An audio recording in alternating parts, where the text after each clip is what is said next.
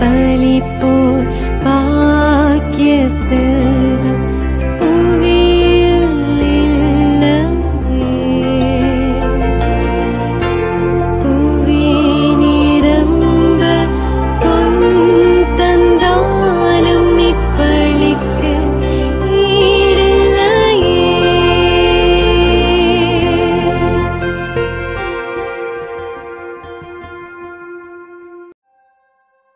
திருப்பலி ஒளிபரப்ப உதவுபவர்கள் doctor B. Antony Raj மற்றும் குடும்பத்தினர், USA. AP ரோசா மற்றும் J. ராஜ்குமார் 3ஆம் ஆண்டு நினைவஞ்சலி இவர்களின் ஆன்ம இளைப்பாட்சிக்காக வேண்டி. திருமதி நம்பிக்கை மேரி குடும்பத்தினர், மதுரை. திரு C.A. மரிய ஜோசப் இவரின் ஆன்ம இளைப்பாட்சிக்காக வேண்டி. தந்தை மகன் தூய ஆவியாரின் பெயராலே ஆமென். நம் ஆண்டவராகிய இயேசு கிறிஸ்துவின் அருளும் கடவுளின் அன்பும் தூய ஆவியானவரின் தோழமையும் உங்கள் அனைவரோடும் இருப்பதாக. உம்மான்மாவோடும் இருப்பதாக. இயேசுவில் பிரியமுள்ள சகோதர சகோதரிகளே, அன்னையின் அன்பு பிள்ளைகளே, மாதா தொலைக்காட்சி நேயர்களே, இன்றைய முதல் வாசகம் நாம் அனைவரும் ஆண்டவரின் சாட்சிகளாய் வாழ நமக்கு அழைப்பு விடுக்கிறது. பல நேரங்களில் ஆண்டவரின் சாட்சிகளாய், ஆண்டவருக்காக சான்று பகருகிறவர்களாய் நாம் வாழ வாய்ப்புகள் இருந்த பொழுதிலும் இந்த மன்னக காரணிகள் நமக்கு மிக பெரும் தடைக்கல்லாக இருந்திருக்கின்றன. எனவே இயேசுவினுடைய சாட்சிகளாய், இயேசுவுக்கு சான்று பகர்வர்களாக வாழ்வதற்கு தடையாய் இருந்த நம்முடைய குற்றம் குறைகளை நினைத்து மனம் வருந்தி இறைவனிடம் மன்னிப்பு வேண்டுவோம். எல்லாம் வல்ல இறைவனிடமும் சகோதர சகோதரிகளே, உங்களிடமும் நான் பாவியனை ஏற்றுக்கொள்கிறேன். ஏனெனில் என் சிந்தனையாலும் சொல்லாலும் செயலாலும் கடமையில் தவறியதாலும் பாவங்கள் பல செய்தேன். என் பாவமே, என் பாவமே, என் பெரும் பாவமே. ஆகையால் எப்பொழுதும் கன்னியான புனித மரியாதையும் வானதூதர் புனிதர் அனைவரையும், சகோதர சகோதரிகளே உங்களையும் நம் இறைவனாகிய ஆண்டவரிடம் எனக்காக வேண்டிக் கொள்ள மன்றாடுகிறேன். எல்லாம் வல்ல இறைவன் நம் மீது இரக்கம் வைத்து நம் பாவங்களை மன்னித்து நம்மை நிலை வாழ்விற்கு அழைத்து செல்வாராக. ஆமென்.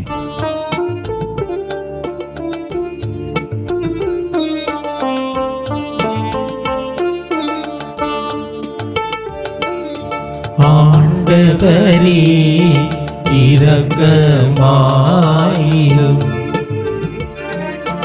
ஆண்டவரே இரக்கமாயிரும். கிறிஸ்துவே இரக்கமாயிரும். கிறிஸ்துவே இரக்கமாயிரும்.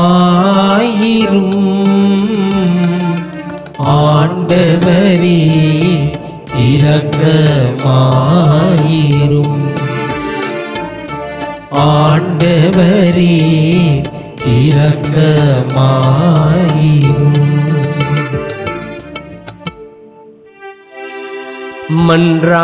மன்றாடுவோமாக.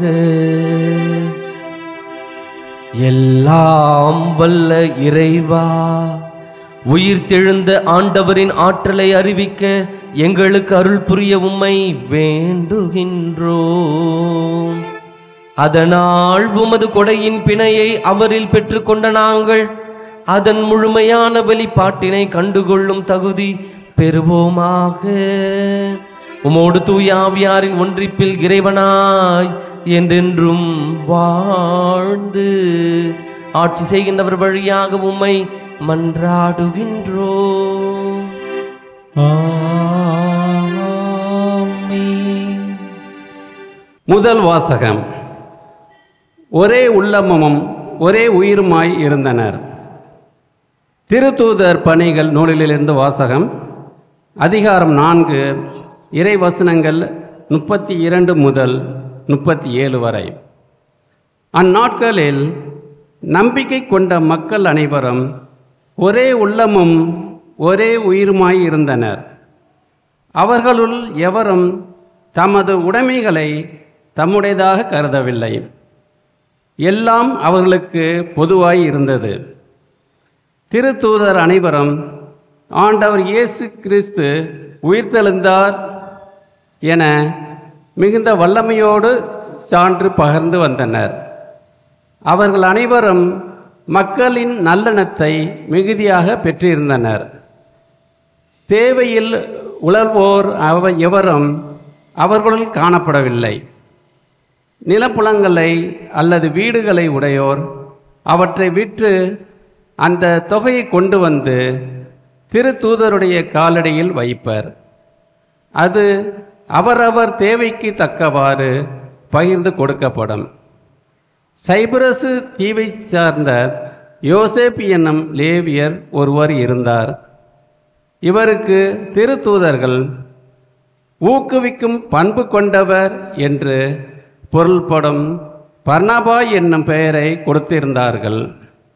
அவர் தமது நிலத்தை விற்று அந்த பணத்தை கொண்டு வந்து திருத்தூதர்களது காலடியில் வைத்தார். ஆண்டவரின் அருள்வாக்கு. இறைவனுக்கு நன்றி.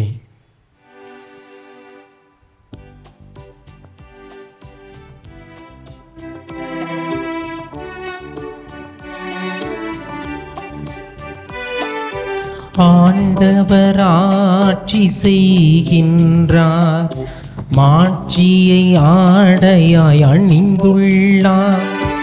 ஆண்டவர் ஆட்சி செய்கின்றார், மாட்சியை ஆடையாய் அணிந்துள்ளார். ஆண்டவர் ஆட்சி செய்கின்றார், அவர் மாட்சியை ஆடையாய் அணிந்துள்ளார்.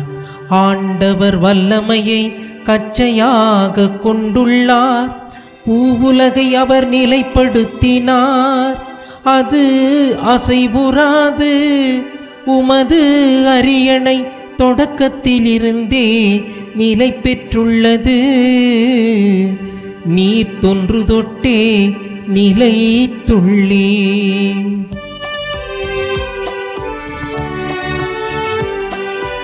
ஆண்டவர் ஆட்சி செய்கின்றார், மாட்சியை ஆடையாய் அணிந்துள்ளார்.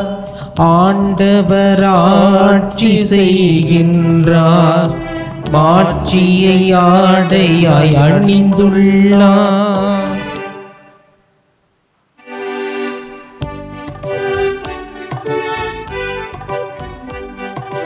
அல்லேலூயா அல்லேலூயா அல்லேலூயா அல்லேலூயா அல்லேலூயா அல்லேலூயா அல்லேலூயா அல்லேலூயா. மானிட மகனில் நம்பிக்கை கொள்ளும் அனைவரும் நிலை வாழ்வு பெறும் பொருட்டு அவர் உயர்த்தப்பட வேண்டும். அல்லேலூயா அல்லேலூயா அல்லேலூயா அல்லேலூயா அல்லேலூயா. வார்த்தையான ஆண்டவர் உங்களோடு இருப்பாராக. உம்மான்மாவோடும் இருப்பாராக. புனித யோவான் எழுதிய தூய நற்செய்தியிலிருந்து வாசகம். ஆண்டவரே மாட்சி உமக்கே. அதிகாரம் 3 இறை வார்த்தைகள் 7-15 முடிய. அக்காலத்தில் இயேசு நிக்கதேமிடம் கூறியது, நீங்கள் மறுபடியும் பிறக்க வேண்டும் என்று நான் உமக்கு கூறியது பற்றி நீர் வியப்படைய வேண்டாம். காற்று விரும்பிய திசையில் வீசுகிறது, அதன் ஓசை உமக்கு கேட்கிறது. ஆனால் அது எங்கிருந்து வருகிறது என்றும் எங்கு செல்லுகிறது என்றும் உமக்கு தெரியாது. தூய ஆவியால் பிறந்த அனைவருக்கும் இது பொருந்தும் என்றார். நிக்கதேம் அவரை பார்த்து, இது எப்படி நிகழ முடியும் என்று கேட்டார். அதற்கு இயேசு கூறியது, நீர் இஸ்ரேல் மக்களிடையே போதகராய் இருந்தும் உமக்கு இது தெரியவில்லையே. எங்களுக்கு தெரிந்ததை பற்றியே பேசுகிறோம், நாங்கள் கண்டதை பற்றியே சான்று பகர்கிறோம். எனினும் எங்கள் சான்றை நீங்கள் ஏற்றுக்கொள்வதில்லை என உறுதியாக உமக்கு சொல்லுகிறேன். மண்ணுலகு சார்ந்தவை பற்றி நான் உங்களுக்கு சொன்னதை நீங்கள் நம்பவில்லை என்றால் விண்ணுலகு சார்ந்தவை பற்றி சொல்லும்போது எப்படி நம்ப போகிறீர்கள்? விண்ணகத்திலிருந்து இறங்கி வந்துள்ள மானிட மகனை தவிர வேறு எவரும் விண்ணகத்திற்கு ஏறி சென்றதில்லை. பாலை நிலத்தில் மோசேயால் பாம்பு உயர்த்தப்பட்டது போல மானிட மகனும் உயர்த்தப்பட வேண்டும். ஆண்டவரின் அருள்வாக்கு. கிறிஸ்துவே உமக்கு புகழ். ஆண்டவரே, உம்முடைய வார்த்தை உண்மை, உண்மையினால் எங்களை உமக்கு அர்ப்பணமாக்கி அருளும். ஜேம்ஸ் சாம்சன் என்பவர் ஓர் அறிவியலாளர். அவர் தன்னுடைய வாழ்விலே ஒரு முக்கியமான படைப்பினை ஒன்று படைத்திருந்தார். அதாவது நம்முடைய வாழ்விலே நாம் நோய்வாய்ப்பட்டிருக்கும் பொழுது மயக்க மருந்தாக பயன்படுத்தப்படுகிற குளோரோஃபோம் என்கிற ஒன்றை கண்டுபிடித்தவர் தான் இந்த அறிவியலாளர். ஒரு முறை பேட்டியாளர்கள் அவரிடம் பேட்டி எடுக்கின்ற பொழுது, எந்த நாள் உங்களுடைய வாழ்க்கையின் மிகச்சிறந்த நாளாக நீங்கள் கருதுகிறீர்கள் என்று அவரை பார்த்து கேட்டார்கள். இவர்கள் அனைவரும் இந்த மயக்க மருந்தினை கண்டுபிடித்த நாளாகத்தான் இருக்கும் என்று நினைத்து கொண்டு இந்த கேள்வியை அவரை பார்த்து கேட்கிறார்கள். ஆனால் அவர் மிகவும் தெள்ளத் தெளிவாக, மிகவும் பொறுமையாக அவர் சொன்ன பதில், எப்பொழுது என் வாழ்வில் இயேசு கிறிஸ்துவை என் ஆண்டவராகவும் மீட்பராகவும் ஏற்று அவர் மீது நம்பிக்கை கொண்டேனோ அந்த நாள் தான் என் வாழ்க்கையின் மிகச்சிறந்த நாள். ஆண்டவர் இயேசுவை என் ஆண்டவராகவும் மீட்பராகவும் ஏற்றுக்கொண்டு நம்புகின்ற நாள் தான் என் வாழ்க்கையில் சிறந்த நாள் என்று அந்த அறிவியலாளர் சொன்னதுதான் அவர்களுக்கு ஆச்சரியத்தை தந்தது. யோவான் நற்செய்தி அதிகாரம் 15 வார்த்தை 26 இப்படி வாசிக்கிறோம். தந்தையிடமிருந்து நான் உங்களுக்கு அனுப்ப போகிற துணையாளர் வருவார். அவரே தந்தையிடமிருந்து வந்து உண்மையை வெளிப்படுத்தும் தூய ஆவியார். அவர் வரும்பொழுது என்னை பற்றி சான்று பகர்வார், நீங்களும் சான்று பகர்வீர்கள்.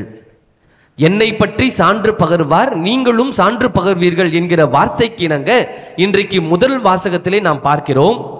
ஆண்டவருடைய திருத்தூதர்களும் அங்கிருந்த தொடக்க கால கிறிஸ்தவர்களும் இவர்கள் அனைவரும் இயேசுவுக்கு சான்று பகர்கிறவர்களாக மாறியிருப்பதை இன்றைய முதல் வாசகம் நமக்கு தெளிவுபடுத்துகிறது. ஆக இவர்கள் வேறு யாரும் அல்ல, இவர்கள் தான் நமக்கு சான்றுகளாக தரப்பட்டிருக்கிறார்கள், இவர்கள் தான் நமக்கு சாட்சிகளாக தரப்பட்டிருக்கிறார்கள். ஆக இவர்கள் நமக்கு சான்று பகர்வதற்கு அவர்களுக்கு மிகவும் உறுதுணையாக இருந்தது தூய ஆவியானவரின் வருகை. ஆக இந்த தூய ஆவியானவரின் வருகை தான் அவர்களை திடப்படுத்துகிறது, அவர்களை வலுப்படுத்துகிறது, ஆண்டவர் இயேசுவிற்கு சாட்சிகளாய் மாற்றுகின்றது. ஆக இப்படிப்பட்டவர்கள் அவர்கள் இப்படி மாறுவதற்கான காரணம் இந்த தூய ஆவியானவர் என்பதை நாம் அனைவரும் புரிந்து கொள்ள அழைக்கப்படுகிறோம். ஆக இவர்களுடைய மாற்றத்திற்கு எது காரணமாக இருந்தது என்று சொன்னால், இன்றைக்கு இயேசு நிக்கதேமிடம் சொன்னது போல நீங்கள் மறுபடியும் பிறக்க வேண்டும். அப்படி என்று சொன்னால், நீங்கள் மறுபடியும் பிறக்க வேண்டும் என்று சொன்னால் இயேசு சொன்னது உடல் சார்ந்த பிறப்பு அல்ல. It is not the physical birth. உடல் சார்ந்த பிறப்பு அல்ல, இது புதிய உள்ளம் சார்ந்த பிறப்பு. ஆக இந்த புதிய உள்ளம் சார்ந்த பிறப்பு என்று சொன்னால் புதிய உள்ளத்தை கொண்ட மக்களாய் நாம் அனைவரும் அழைக்கப்படுகிறோம். ஆக இது எப்படி சாத்தியமாகும் என்று சொன்னால், இயேசு உயிர்த்து விட்ட பிறகும் கூட அன்று வாழ்ந்த பல மக்கள் இயேசு இறந்து விட்டார் என்கிற ஒரு பழைய மனநிலையோடு வாழ்ந்து கொண்டிருந்தார்கள். இயேசுவினுடைய சகாப்தம் முடிந்து விட்டது என்று ஒரு பழைய மனநிலையோடு வாழ்ந்து கொண்டிருந்தார்கள். ஆனால் இயேசுவினுடைய உயிர்ப்பு அதற்கு ஒரு மிகப்பெரிய ஆதாரமாக இருந்தது. அதனால்தான் இயேசுவினுடைய உயிர்ப்பு தான் நமக்கு புதிய மனநிலையை தருகிறது.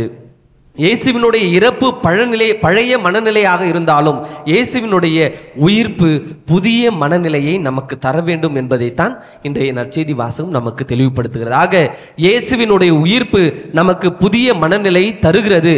அந்த புதிய மனநிலை நம்மை மீண்டுமாக ஆன்மீகத்திலே புதிய உள்ளம் கொண்டவராய் நாம் பிறக்க அழைப்பு விடுக்கிறது. ஆக இந்த புதிய தூய ஆவியின் அல்லது புதிய உள்ளத்தினுடைய பிறப்பு நம் ஒவ்வொருவருக்கும் கிடைக்க வேண்டும் என்று சொன்னால் தூய ஆவியானவர் நமக்கு தரப்பட வேண்டும். அல்லது தூய ஆவியானவரை நம்மை ஆட்கொள்ள செய்ய நாம் நம்மையே ஒப்பு கொடுக்க வேண்டும். ஆக தூய ஆவியானவரிடம் நம்மையே நாம் ஒப்பு கொடுத்தோமையானால் நீங்களும் நானும் கிறிஸ்துவில் மறுபிறப்பு அடைகிறோம். ஆக கிறிஸ்துவில் மறுபிறப்பு அடைந்தவர்கள் எப்படி இருந்தார்கள் என்று இன்றைக்கு முதல் வாசகம் மிகவும் தெள்ள தெளிவாய் சொல்லுகிறது. ஒரு 6 விதமான புதிய மாற்றங்களை இந்த திருத்தூதர்களும் சரி, அவர்கள் வழி வந்த அந்த தொடக்க கால கிறிஸ்தவர்களும் சரி, அவர்கள் புதிய 6 விதமான விடயங்களை கொண்டிருந்தார்கள் என்று தெளிவுபடுத்துகிறது. முதலாவது, அவர்கள் அனைவரும் நம்பிக்கை கொண்ட மக்களாய் வாழ்ந்தார்கள். அதைத்தான் முதல் வாசகத்திலே நாம் தெள்ள தெளிவாக முதல் வரியிலே பார்க்கிறோம். நம்பிக்கை கொண்ட மக்களாய், நீங்களும் நானும் நம்பிக்கை கொண்ட மக்களாய் வாழ அழைக்கப்படுகிறோம். இரண்டாவதாக, ஒரே உள்ளமும் ஒரே உயிருமாய் நாம் வாழ அழைக்கப்படுகிறோம். ஆக நீங்களும் நானும் புதிய பிறப்பை பெற்றிருக்கிறோம் என்று சொன்னால், அதாவது தூய ஆவியாரினால் நாம் நிரப்பப்பட்டு புதிய உயிர்ப்பினை, நாம் புதிய பிறப்பினை பெற்றிருக்கிறோம் என்று சொன்னால் இந்த 6 விடயங்களும் நம்முடைய வாழ்விலும் நடைபெறும். அதிலே இரண்டாவது, ஒரே உள்ளமும் ஒரே உயிருமாய் இருப்பது. மூன்றாவது, அவரவர் உடைமைகளை அவர்களின் உடைமைகளாக கருதாதவர்களாக, இது என்னுடைய பொருள், இது என்னுடைய வீடு, இது என்னுடைய குடும்பம் என்று ஒரு சுயநல நோக்கோடு அவர்கள் தங்களை குறுகிக் கொள்ளாமல் அவர்கள் பொது நலத்தோடு தங்களை விசாலப்படுத்தி கொண்டார்கள். தங்களை இன்னும் அடுத்தவர்களுக்கு இன்னும் அதிகமாக தங்களை கொடுத்தார்கள். தங்களுக்கு என்று எந்த ஒரு கட்டங்களையும் எந்த ஒரு குறுகிய மனப்பான்மையும் வகுத்து கொள்ளவில்லை. அவர்கள் தங்களை தாண்டி யோசித்தார்கள். யார் ஒருவர் தங்களை தாண்டி தன்னை தாண்டி யோசிக்கிறார்களோ அவர்கள் மட்டும்தான் இயேசுவின் சீடர்களாக இருக்க முடியும். நான்காவதாக பார்க்கின்ற பொழுது, வல்லமையோடு சான்று பகர்பவர்களாகவும், அந்த சீடர்கள் அனைவரும் வல்லமையோடு சான்று பகர்ந்தார்கள் என்று சொன்னால் அதற்கு தூய ஆவியானவரின் வருகை அவர்களுக்கு அடித்தளமாக இருந்தது. ஐந்தாவதாக, மக்களின் நல்லெண்ணத்தை மிகுதியாக பெற்றவர்களாக இருந்தார்கள். மக்கள் கொண்டிருக்கிற நல்லெண்ணம் அவர்கள் மீது இருந்தது. அப்படி என்று சொன்னால் அடுத்தவர்களுக்கு, அதாவது நம்மை சுற்றியில் உள்ள ஒவ்வொருவருக்கும் நம் மீது நல்லெண்ணம் கொண்டிருக்க வேண்டும் என்று சொன்னால் நம்முடைய செயல்கள் அதற்கு அத்தாட்சியாக இருக்க வேண்டும். நம்முடைய செயல்கள் மாற வேண்டும் என்று சொன்னால் நமக்குள் தூய ஆவியானவர் இருந்து செயல்பட வேண்டும். ஆக இந்த 5 காரியங்களை காட்டிலும் 6வதாக, தேவைகள் பெரிதாய் தென்படாதவர்களாக அவர்கள் இருந்தார்கள். அவர்களுக்கு தேவைகள் ஒன்று பெரிதாய் தெரியவில்லை. காரணம், அவர்கள் அனைத்திலும் நிறைவடைந்தவர்களாய் இருந்தார்கள். இன்றைக்கு எப்பொழுது நமக்கு ஒரு தேவைப்படுகிறது என்று சொன்னால், நாம் எப்பொழுது நாம் முழுமையாக நிறைவு மனதை கொண்டவர்களாக இல்லாமல் இருக்கிறோமோ அப்பொழுதுதான் தேவைகள் இருக்கிறது. அப்பொழுதுதான் தேவைகள் அதிகரித்து கொண்டே போகிறது. ஆக தேவைகள் அதிகரித்து கொண்டே போகின்ற பொழுது நம்முடைய சிந்தனையெல்லாம் மண்ணகத்தை சார்ந்தே இருக்கும். ஆக தேவைகள் இல்லாதவர்களைப் போல இந்த திருத்தூதர்களும் தொடக்க கால கிறிஸ்தவர்களும் இருந்த பொழுதுதான் அவர்களுக்கு இயேசுவின் மீது பற்று அதிகமானது. ஆக நம்முடைய தேவைகளை பற்றி அதிகம் சிந்தியாமல் இயேசுவை பற்றி நாம் சிந்திக்கின்ற பொழுது அவர் நம்முடைய வாழ்வை தூய ஆவியானவரால் ஆட்கொள்ளப்படுகிறார். பல நேரங்களிலே இயேசு நமக்கு விண்ணக தந்தையிடம் ஜெபிக்க ஒரு ஜெபத்தை சொல்லி கொடுத்திருக்கிறார். அந்த ஜெபத்தை ஜெபித்திருக்கிறோம். இயேசு நமக்காக தன் உயிரை கொடுத்து ரத்தம் சிந்தி நம்முடைய பாவங்களிலிருந்து நம்மை மீட்பதற்காக தன்னையே தியாகப்படுத்தினார். அதற்காக இயேசுவிடம், இயேசுவே எனக்கு இதை கொடும், இதை தா என்று கேட்கிறோம். ஆனால் பல நேரங்களில் தந்தையிடம் இருந்து இயேசுவின் வழியாக தரப்பட்ட தூய ஆவியானவரை மறந்து விடுகிறோம். இந்த தூய ஆவியானவரிடம் ஜெபிக்க மறந்து விடுகிறோம். பல நேரங்களில் நமக்கு ஒரே கடவுள் 3 ஆட்களாய் இருக்கிறோம் என்று விசுவசிக்கிறோம். தந்தை கடவுள், மகன் கடவுள், தூய ஆவி கடவுள். ஆக பல நேரங்களில் தந்தையையும் மகனையும் யோசிக்கிற நீங்களும் நானும் தூய ஆவியாரை மறந்து விடுகிறோம். தூய ஆவியார் இந்த திருத்தூதர்களை சாட்சிகளாக மாற்றினார். இந்த திருத்தூதர்களை திடப்படுத்தினார். இந்த திருத்தூதர்களை ஒரு சான்று பகர்வர்களாக மாற்றினார் என்று சொன்னால் தூய ஆவியானவர் தான் காரணம். சில நொடிகள் நாம் கண்களை மூடி இந்த தூய ஆவியார் நம்மோடு இருக்கவும், நம்மை வழிநடத்தவும், நம்மை இயேசுவின் பாதையில் கொண்டு செல்லவும் வேண்டுவோம். தூய ஆவியே துணையாக வருவே, இயேசுவின் சாட்சிகளாய் எம்மையே மாற்றிடுவே.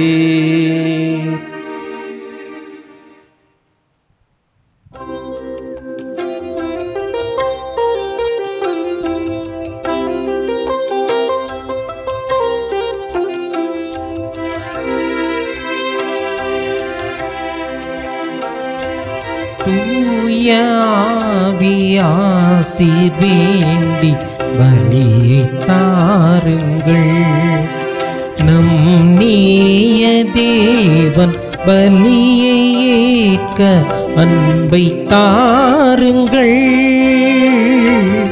அன்பை தாருங்கள், உங்கள் அன்பை தாருங்கள். தூய ஆவியாசீர் வேண்டி பலியை தாருங்கள், நம் நேய தேவன் பலியை ஏற்க அன்பை தாருங்கள், அன்பை தாருங்கள், உங்கள் அன்பை தாருங்கள். அன்புமிக்க சகோதர சகோதரிகளே, உங்களுடையதும் என்னுடையதுமான அந்த பலி எல்லாம் உள்ள தந்தையாகிய இறைவனுக்கு ஏற்றதாகும்படி மன்றாடுங்கள். ஆண்டவர் தமது பெயரின் புகழ்ச்சிக்காகவும் ஆட்சிக்காகவும் நமது நன்மைக்காகவும் புனித திரு அவை அனைத்து நலனுக்காகவும் நமது கையில் இருந்து இப்பலியை ஏற்றுக்கொள்வாராக. ஆண்டவரே, இப்பாஸ்கா மறைநிகழ்வுகள் வழியாக எங்களை என்றும் அக்களிக்க செய்திட உம்மை வேண்டுகின்றோம். அதனால் நாங்கள் தொடர்ந்து புரியும் பரிகாரச் செயல் எங்களுக்கு முடிவில்லா பேரின்பத்தின் காரணமாய் அமைவதாக எங்கள் ஆண்டவராகிய கிறிஸ்து வழியாக உம்மை மன்றாடுகின்றோம். ஆமென். ஆண்டவர் உங்களோடு இருப்பாராக. உம்மான்மாவோடும் இருப்பாராக. இதயங்களை மேலே எழுப்புங்கள், ஆண்டவரிடம் எழுப்பியுள்ளோ. நம் இறைவனாகிய ஆண்டவருக்கு நன்றி கூறுவோம். அது தகுதியும் நீதியும் ஆனதே. ஆண்டவரே, எக்காலத்திலும் உம்மை புகழ்ந்துரைப்பதும் எல்லாவற்றிற்கும் மேலாக எங்கள் பாஸ்காவாகிய கிறிஸ்து பலியான சிறப்பான காலத்தில் உம்மை இன்னும் மிகுதியாக வாழ்த்தி போற்றுவது மெய்யாகவே தகுதியும் நீதியும் ஆகும், எங்கள் கடமையும் மீட்புக்கு உரிய செயலும் ஆகும். கிறிஸ்து எங்களுக்காக இன்னும் தொடர்ந்து தம்மை கையளித்து உமது திருமுன் இடையராது பரிந்து பேசி எங்களை பாதுகாத்து வருகின்றார். பலியான அவர் இனிமேல் சாக மாட்டார், கொலை செய்யப்பட்ட அவர் என்றும் வாழ்கின்றார். ஆகவே பாஸ்கா மகிழ்ச்சி பொங்க அனைத்துலகின் மாந்தர் அனைவரும் அக்களிக்கின்றனர். அவ்வாறே ஆற்றல் மிக்கோரும் அதிகாரம் கொண்ட தூதர்களும் உமது மாட்சியை புகழ்ந்து பாடி முடிவின்றி சொல்லுவதாவது: தூயவர் தூயவர் தூயவர், வான்படிகளின் கடவுளாம் ஆண்டவர். விண்ணகமும் மண்ணகமும் உமது மாட்சியால் நிறைந்துள்ளன. உன்னதங்களிலே ஓசன்னா. ஆண்டவர் பெயரால் வருகிறவர் ஆசி பெற்றவர். உன்னதங்களிலே ஓசன்னா. ஆண்டவரே, நீர் மெய்யாகவே தூயவர், தூய்மை அனைத்திற்கும் ஊற்று. ஆகவே உம்முடைய ஆவியை பொழிந்தி காணிக்கைகளை தூய்மைப்படுத்த உம்மை வேண்டுகின்றோம். இவ்வாறு எங்கள் ஆண்டவர் இயேசு கிறிஸ்துவின் திரு உடலும் திரு இரத்தமுமாக எங்களுக்கு இவை மாறுவனவாக. அவர் பாடுபட உளம் கனிந்து தம்மை கையளித்த போது அப்பத்தை எடுத்து நன்றி செலுத்தி அதை பிட்டு தம் சீடர்களுக்கு அளித்து இயேசு கூறியதாவது: அனைவரும் இதிலிருந்து பெற்று உண்ணுங்கள், ஏனெனில் இது உங்களுக்காக கையளிக்கப்படும் என் உடல்.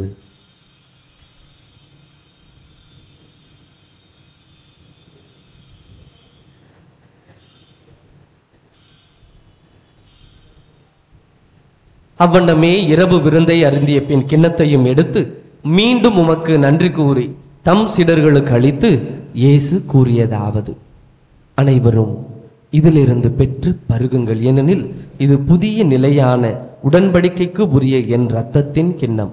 இது பாவ மன்னிப்புக்கென்று உங்களுக்காகவும் பலருக்காகவும் சிந்தப்படும். இதை என் நினைவாக செய்யுங்கள்.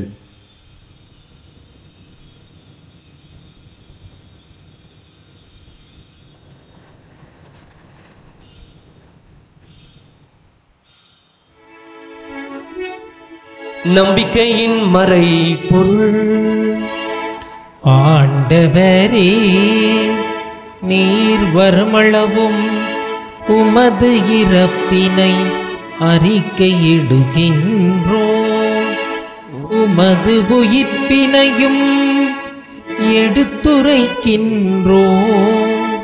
ஆகவே ஆண்டவரே, நாங்கள் கிறிஸ்துவின் இறப்பினையும் உயிர்ப்பினையும் நினைவு கூர்ந்து வாழ்வதரும் அப்பத்தையும் மீட்பளிக்கும் கிண்ணத்தையும் உமக்கு ஒப்பு கொடுக்கின்றோம். உம் திருமுன் நின்று உமக்கு ஊழியம் புரிய தகுந்தவர்கள் எங்களை ஏற்றுக்கொண்டீர். எனவே உமக்கு நன்றி செலுத்துகின்றோம். மேலும் கிறிஸ்துவின் உடலிலும் இரத்தத்திலும் பங்கு கொள்ளும் எங்களை தூய ஆவியார் ஒன்று சேர்க்க வேண்டுமென உம்மை தாழ்மையுடன் மன்றாடுகின்றோம். ஆண்டவரே, உலகெங்கும் பரவியிருக்கும் அது திரு அவையை நினைவு கூர்ந்தருளும். எங்கள் திருத்தந்தை பிரான்சிஸ், எங்கள் பேராயர் ஜார்ஜ் ஆண்டகை, எல்லா திருநிலையினர் ஆகிய அனைவரோடு உமது திரு அவை அன்பில் நிறைவு பெறச் செய்தருளும். மேலும் உயிர்த்தெழும் எதிர்நோக்குடன் துயில் கொள்ளும் எங்கள் சகோதர சகோதரிகளையும் இறந்தோர் அனைவரையும் இரக்கத்துடன் நினைவு கூர்ந்து உமது திருமுக ஒளியினுள் ஏற்றருளும். எங்கள் அனைவர் மீதும் இரக்கமாயிரும்.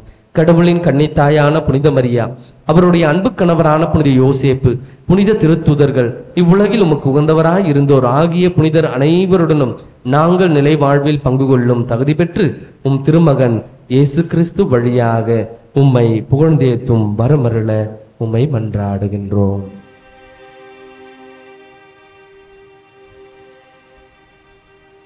இவர் வழியாக இவரோடு இவரில் எல்லாம் வல்ல இறைவனாகிய தந்தையே, தூய ஆவியாரின் ஒன்றிப்பில் எல்லா புகழும் மாட்சியும் என்றென்றும் உமக்கு உரியதே. ஆமென். ஆமென்.